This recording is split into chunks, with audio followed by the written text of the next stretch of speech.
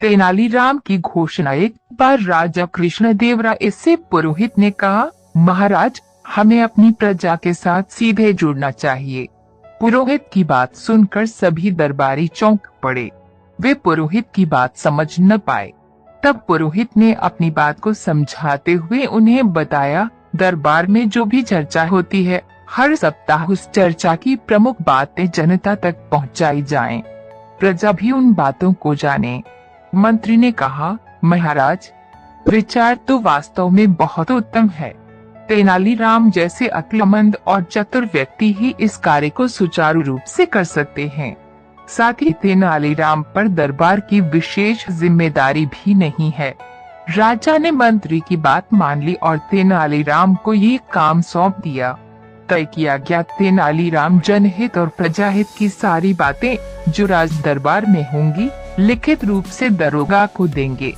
दरोगा नगर के चौराहों पर मुनादी कराकर जनता और प्रजा को उन बातों की सूचनाएं देगा। तेनालीराम सारी बात समझ गया था। वह यह भी समझ गया था कि मंत्री ने उसे जबरदस्ती फंसाया है। तेनालीराम ने भी अपने मन में एक योजना बनाई। सप्ताह के अंत में उसने मुनादी करने के लिए दरोगा को एक पर्चा थमा दिया।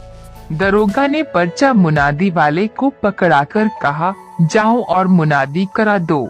मुनादी वाला सीधा चौराहे पर पहुंचा और ढोल पीट पीट कर मुनादी करते हुए बोला, सुनो सुनो, नगर के सारे नागरिकों सुनो, महाराज चाहते हैं कि दरबार में जनहित के लिए जो फैसले किए गए हैं, उन्हें सारे नगरवासी जाने। उन्होंने श्रीमान तेनालीराम को ये कठिन काम सौंपा है। हम उन्हीं की आज्ञा से आपको ये समाचार सुना रहे हैं। ध्यान देकर सुनो। महाराज चाहते हैं कि प्रजा और जनता के साथ पूरा न्याय हो, अपराधी को दंड मिले।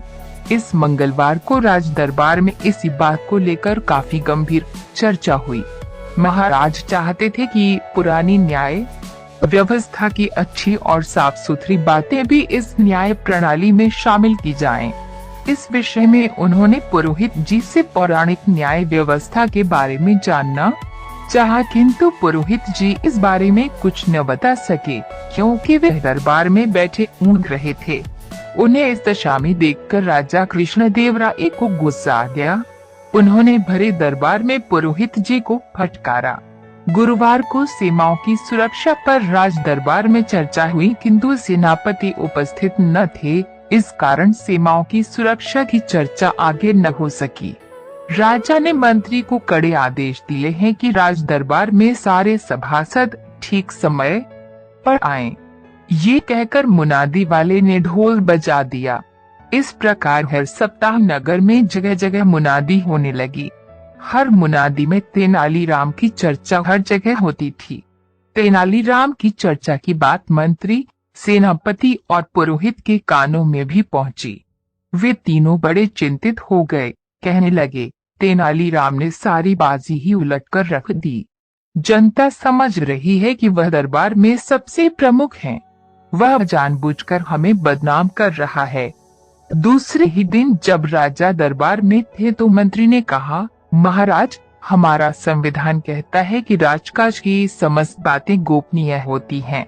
बातों को जनता या प्रजा को बताना ठीक नहीं। तभी तेनालीराम बोल पड़ा, बहुत अच्छे मंत्री जी, आपको शायद उस दिन ये बात याद नहीं थी।